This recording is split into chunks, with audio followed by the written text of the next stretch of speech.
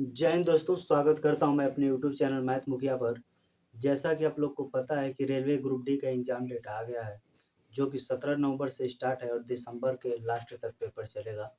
इसी को देखते हुए हम इस चैनल पर आज से आपको कुछ क्वेश्चनों का सीरीज चला रहे हैं। अगर इन क्वेश्चनों को आप भली-भाँति अच्छे से पढ़ के जाते हैं, तो आप रेलवे ग्रुप डी के क्वेश्चनों को आसानी से बना पाइएगा। पिछले बार रेलवे ग्रुप डी 99 सेटों में अपना पेपर कराई। अगर आप अब से 99 सेटों को हल करेंगे तो बहुत ज़्यादा समय लगेगा। मैं उनके 99 सेटों का एनालिसिस करके और उसका जो क्वेश्चन बेस्ट इम्पोर्टेंट है, जो आपको करने चाहिए, जो ज़्यादा शिफ्टों में रिपीट हुआ है, उसी प्रश्नों को हम लेकर आएँगे और बार-बार आपको प्रैक्टिस कराएँगे और यहाँ से क्वेश्चन डेली 8-10 क्वेश्चन आप प्रैक्टिस करते रहिएगा, ज ताकि पेपर में बहुत ही अच्छा कर पाएँ। आइए देखते हैं, उसी का कुछ अगला क्वेश्चन है, क्या कह रहा है आपके पेपर का। क्वेश्चन है दोस्तों कि एक खिलौना का लागत मूल्य 210 रुपये है, उसका अंकित मूल्य क्या होना चाहिए ताकि 5% का छूट देने के बाद दुकानदार को 90% का लाभ हो। अगर छूट देने के बाद भी लाभ अगर चाहता है तो इस तरह के प्रश्न आप कैसे निकालेगा। आइए फिर से पढ़ लेते हैं। एक खिलौना का लागत मूल्य 210 रुपया, यानी कि दोस्तों ये सीपी है। क्या है? लागत मूल्य यानी कि सीपी, कॉस्ट प्राइस 210 रुपये। उसका अंकित मूल्य क्या होना चाहिए ताकि 5% का छूट देने के बाद भी दुकानदार को 90% का लाभ मिले। इस तरह के क्वेश्चन जब भी आपको मिले तो सीपी से एमपी का रेशियो निकाल लीजिए। सीपी एमआरपी, एमपी से एमपी। सीपी या एमपी का रेशियो कैसे निकलता है, तो सीपी की सोचा में रखना है कितने का छूट दिया, तो छूट दे के लिए 5% का। तो कोई चीज़ 100% होता है, 100% में से 5% छूट तो बचा कितना, 95। और नीचे एमआरपी पे लाभ आपको लिखना होता है, जितना का लाभ चाहिए। तो देखिए लिखा है कि 90% का लाभ चाह रहा है, तो कोई चीज़ 100% होता है, जब 90 का लाभ लेगा तो हो जाएगा 190। यहाँ से काट दीजिए, देखिएगा 95 का डबल है, काट देंगे तो 1/2। यहाँ से सीपी के रेशियो आ गया 1, एमआरपी का आ गया 2। जब आपको पता है रेशियो पता चल जाता है तो इन्हीं में से किसका मान दिया है, तो देखिए सीपी का मान हमारे हिसाब से 1 है, इसी 1 का मान दिया है 210 रुपया। बताइए इसी का 210 गुना है कि नहीं, कहेंगे हाँ सर। तो एमआरपी कितना है, जब इसका 210 गुना तो इसका भी 210 गुना होगा कि नहीं, तो कहेंगे हाँ सर इसका भी तो 210 गुना होगा। तो 210 गुना के करेंगे 420, जो कि ऑप्शन नंबर सी में आपका बिल्कुल करेक्ट आंसर हो जाएगा। इस क्वेश्चन से मैं ये कंसेप्ट सिखा रहा हूँ कि जब भी लाभ देकर छूट ले या छूट देकर लाभ अगर आप चाहता है तो सीपी से एमआरपी का रेशियो पता कर लीजिएगा, अर्थात अनुपात पता चल जाएगा कि सीपी का अनुपात 1 है, एमआरपी का अनुपात 2 है। बाकी इन दोनों में से जिसकी जानकारी दिया रहेगा लिख लीजिएगा। यहाँ पे सीपी दिया था 210, 1 का 210 गुना है तो इसका भी 210 गुना होगा, 420 आपका क्वेश्चन का बिल्कुल करेक्ट आंसर हो जाएगा। अगला क्वेश्चन देखिए क्या कह रहा है कि समान अंकित मूल्य वाली एक ही तरह की, ध्यान से देखिएगा, समान अंकित मूल्य वाली एक ही तरह की वस्तुओं पर 5 खरीदे 6 पाए। यानी कि 5 को कोई चीज खरीद रहे हैं तो 6 को पा रहे हैं, यानी कि 1 को एक्स्ट्रा पा रहे हैं, 6 पाए। जैसे योजना पर छूट प्रदान करती है, 5 को कोई चीज खरीद रहे हैं, आपको 6 को मिल रहा है, यानी कि 1 को एक्स्ट्रा मिल रहा है। तो जो 1 को एक्स्ट्रा मिल रहा है वो कितना प्रतिशत छूट के बराबर है, ये आपसे पूछना चाहता है। आइए देखें, तो सोचिए यहाँ पे 5 खरीदे 6 पाए, कितना वस्तु ज्यादा पा रहे हैं, 1 को। तो यहाँ पे देखिए 1 वस्तु ज्यादा पा रहे हैं, कितना पर, अरे टोटल जब 6 को खरीदिएगा तब ना। तो 1 5 का चीज देखिए, 5 को खरीद रहे हैं, 6 को पा रहे हैं, 5 को खरीद रहे हैं, 6 को पा रहे हैं, तो कितना एक्स्ट्रा पा रहे हैं, 1। यही कितना छूटे, तो कहेंगे जब 6 को खरीद रहे हैं तब 6। और 1/6 को प्रतिशत में चेंज कीजिएगा तो 16 से 2/3% होता है। परसेंटेज निकालना आप सीख ही चुके हैं। 2 से काट रहेंगे 3 बार में, 2 से काटेंगे 50 बार में, 3 से 50 में भाग दीजिएगा, 16 से 2/3% इस क्वेश्चन का करेक्ट आंसर हो जाएगा। तो जब भी इस तरह के छूट मिले तो नीचे टोटल संख्या लिखा जाता है कि हमें टोटल वस्तुएं कितना मिला। तो 5 खरीद रहे हैं, 6 पा रहे हैं, तो टोटल 6 कब पा रहे हैं, जब 6 खरीद रहे हैं तब। तो टोटल संख्या आपके पास 6 हो गई, इसी पे वो एक्स्ट्रा मिल जाता, इसी का छूट निकालना है। तो 1/6 परसेंटेज वैल्यू होता है 16 से 2/3%। आशा करते हैं कि ये दोनों क्वेश्चन आपको समझ में आ गए होंगे।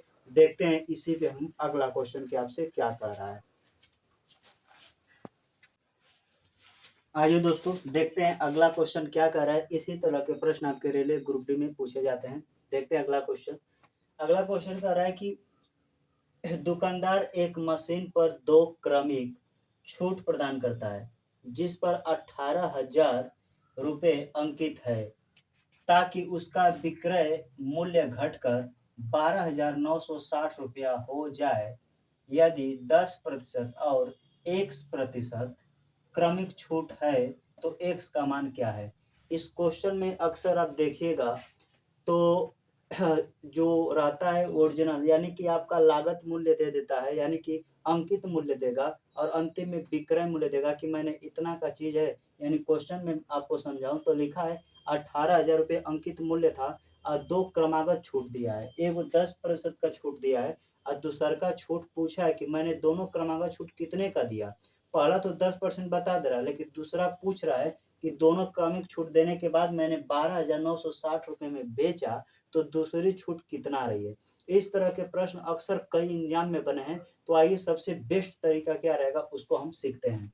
आप कुछ ना कीजिएगा, पहले देखिएगा कि कितना उसका अंकित मूल्य था, तो कहेंगे 18,000 लिखिएगा, 1 2 3 18,000 हो गया। पहला कितने की छूट 10%। अच्छा 10% का फ्रैक्शन वैल्यू यानी बट्टा में 1/10 होता है। 1/, कहने का मतलब कि इसका बट्टा में एक, इसका लिख सकते हैं ना 1/10 और 1/10, तो 10 का रुपया का चीज था, 1 रुपया का छूट दिए तो दिए कितना, तो कहेंगे 9 रुपये का दिए। 9 रुपया ऐसे देंगे ना 9, तो कहेंगे 10% का बट्टा 1/10 यानी 1 का छूट दिए तो 9/10। ये 9/10 कहाँ से आया समझ में आया, तो देखिए कहेंगे 10% का छूट दिया, तो यहाँ पे मैं बता 10% का फ्रैक्शन वैल्यू करेंगे तो आएगा 1/10, यानी 10 रुपये का चीज था, 1 रुपया छूट दे दिया तो 9, अब कितने का था 10। दूसर का कितना है आपको नहीं पता, दूसर का छोड़ दीजिए। अब बराबर में इधर लिख लीजिए, दूसर का इसी बेस पे निकालना है।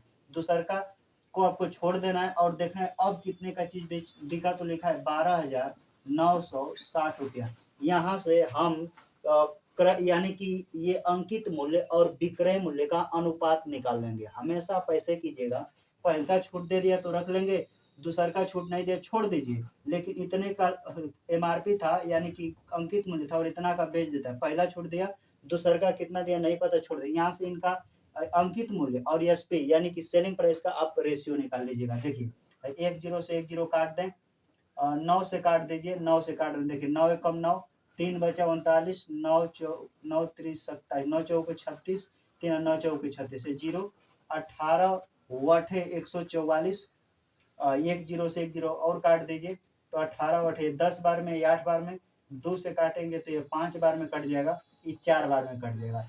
फाइनल रेशियो आ गया 5:4। तो इधर वाला चीज जो था ना, इधर वाला एमआरपी था, इधर सेलिंग प्राइस था।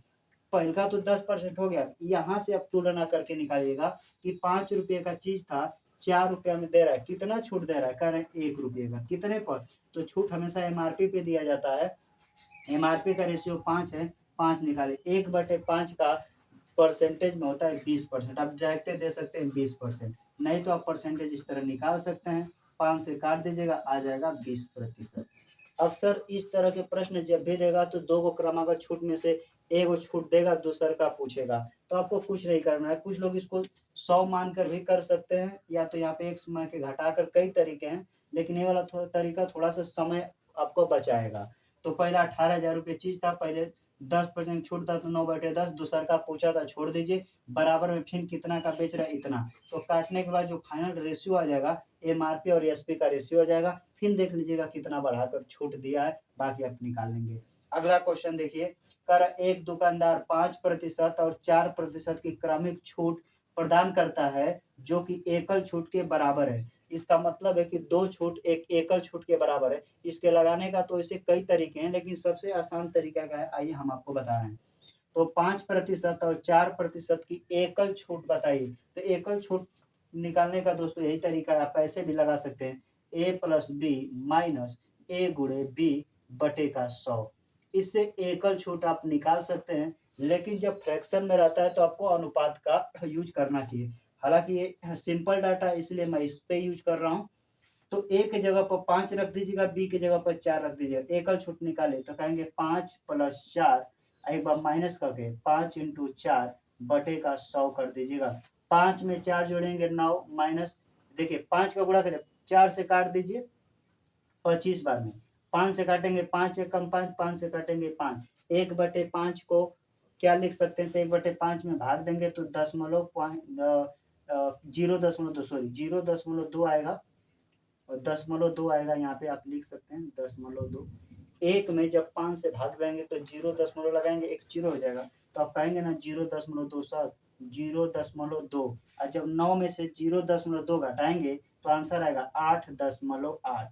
ये आपको नहीं दिख रहा है तो मैं थोड़ा सा ऊपर लिख दे रहा हूँ यहाँ पे। इसी चीज को एकल बट्टा निकालने के लिए 5 4 एक बार जोड़ लीजिएगा, 5 4 तो कहेंगे 5 4 9, एक बार इसी का गुणा करके घटा दीजिएगा, 5 चौके 20 बटे के 100 काट दे 1/5, 1/5 को जब लिखेंगे हम जब लिखेंगे 1/5 को यानी 1 में 5 से भाग देंगे तो 0.2 यानी कि 2, 9 में से जैसे 0.2 घटाएंगे तो आंसर आ जाएगा 8.8। यानी कि आपको ये चीज याद रखना है कि जब भी 2 बट्टा देकर एकल बट्टा पूछे तो a + b - a × b बटे के 100, ये वाला नियम लगता है। आशा करते थे इसका आंसर आ जाएगा 8.8, ये वाला आंसर। अगला क्वेश्चन देखिए आपसे क्या कह रहा है। रवि और कुमार एक असाइनमेंट पर काम कर रहे हैं। क्वेश्चन ध्यान से देखिएगा, ऐसे क्वेश्चन पूछे जाते हैं। रवि और कुमार एक असाइनमेंट पर काम कर रहे हैं। रवि को कंप्यूटर पर 32 पेज टाइप करने में 6 घंटे लगते हैं, जबकि कुमार को 40 पेज टाइप करने में 5 घंटे लगते हैं। तो 110 पृष्ठों का एक असाइनमेंट टाइप करने में उन्हें 2 अलग-अलग कंप्यूटर पर एक साथ काम करने में कितना समय लगेगा। बिल्कुल आसान क्वेश्चन है, अपने लहजे में आपको उलझाने का प्रयास किया है, लेकिन हम आसानी से बना देंगे। अच्छा ये बताइए, यहाँ रवि जी हैं, रवि रवि रवि कह रहे हैं कि हमने 32 पेज 6 घंटा में टाइप करते हैं, तो बताइए 1 घंटे में कितने टाइप करते होंगे। तो कहेंगे सर 32 पेज 6 घंटे में, तो 6 से भाग कर दीजिए ताकि पता चल जाए कि रवि 1 घंटे में कितना पेज टाइप करते हैं। एक कट रहे तो काट कर छोटा कर 2 से काट देंगे, 16 बटे के आ जाएगा 3, यानी कि 1 घंटे में 16/3 भाग काम कर रहे हैं। यहीं पे आ जा रहा है, कुमार को देख लेते हैं। कुमार, तो कुमार कह रहे हैं भैया हम 40, देखिए कुमार का हम 40 पेज टाइप कर दे रहे हैं 5 घंटे में। तो ये 40 पेज है टाइप कर दे रहे हैं 5 घंटे में, तो 1 घंटे में ये जो कुमार है कितने टाइप करते हैं, तो 5 से भाग कर देंगे, 5 × 8 = 40, यानी कि 8 पेज जो टाइप करते हैं, कितने 8 पेज, ये 16/3 पेज टाइप कर दे रहे हैं। अब क्वेश्चन क्या है, अब कह रहा है कि दोनों लोग अगर मिलकर काम करेंगे तो 110 पृष्ठों पर जो है 110 पृष्ठ टाइप करना है, दोनों मिलकर काम करेंगे तो कितने घंटे लगेंगे, ये ऑप्शन है। तो टोटल कितना पृष्ठ टाइप करना है, 110, देखिए दिया गया है क्वेश्चन में। तो 110 पृष्ठ टाइप करना है और दोनों मिलकर काम करेंगे तो दोनों जोड़ दीजिए, तो 16/3 में 8 जोड़ दीजिए। जोड़ने का तरीका होता है, जोड़िए 3×24 और 24 में 16 जोड़िएगा तो हो जाएगा 40, बटे का 3 नीचे रहबे करेगा 3, तो यही 3 उठ के चला जाता है ऊपर, यानी यहाँ पे गुणे में 3 लग गया, बस काट दीजिए आपका आंसर आ जाएगा। देखिए 1 0 से 1 0 कैंसिल कर दीजिए, 11 से 3 में गुणा करेंगे तो 11 33 बटे के 4 भाग देंगे तो 4/32 और 33 में भाग देंगे 4 से तो 4/32 8 बार जाएगा, एक शेष बच जाएगा, 4 से अपने भाग पूर्णांक होता है यानी कि 8 घंटा। 8 घंटा 1/4 हिस्सा यानी कि 1 घंटे का 1/4वां हिस्सा 15 मिनट होता है, यानी कि 8 घंटे 15 मिनट, ये आपका ऑप्शन हो जाएगा।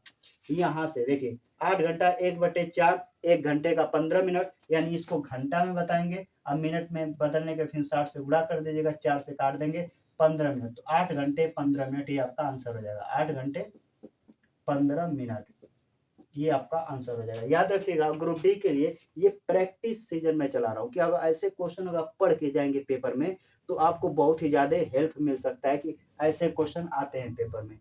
अब देखिए अगला क्वेश्चन आपसे क्या कह रहा है। अगला क्वेश्चन है कि 2 वर्षों के अंतराल पर, क्वेश्चन समझिएगा, 2 वर्षों के अंतराल पर जन्मे 5 बच्चों के आयु का योग 40 वर्ष है। सबसे बड़े बच्चों की आयु क्या है। इसको लगाने के बहुत से मेथड हैं। कुछ लोग इसको ऐसे भी लगाएंगे कि x + 2 यानी 2 का गैप करके भी इसको लगाया जाता है, लेकिन आसान तरीका क्या है मैं आपको बता रहा हूँ। जब भी अंतराल फिक्स हो, जैसे यहाँ पे लिखा है ना 2 वर्षों के अंतराल पे जन्मे, यानी कि फिक्स है कि 2-2 साल पे लड़का पैदा हो रहे हैं, तो ऐसे जब फिक्स होता है तो आप कैसे लगाएंगे आइए बता रहे हैं। देखिएगा टोटल उनके आयु का योग कितना दिया है 40 वर्ष। तो नीचे लिखिए 40। कितने बच्चे हैं? तो 5 बच्चे हैं। तो 5 से इसमें भाग कर दीजिएगा। जैसे 5 से भाग करेंगे योग में कितने बच्चे हैं, तो बीच वाला का उम्र पता चलेगा कि बीच वाला लड़का कितने साल का है।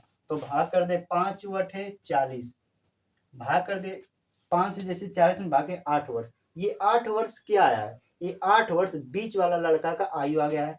5 गो बच्चे हैं, 2 गो इधर बना लीजिए, 2 गो इधर बना लीजिए। पूछा क्या है? तो सबसे बड़े बच्चे की आयु। तो 8 के पास से अगला आएगा 10 और 10 के पास से अगला आएगा 12। सबसे बड़े लड़के का आयु 12 वर्ष होगा, जो कि ऑप्शन नंबर देखिएगा तो डी बिल्कुल करेक्ट आंसर हो जाएगा। आशा करते हैं कि आज का सेशन आपको अच्छा लगा हो।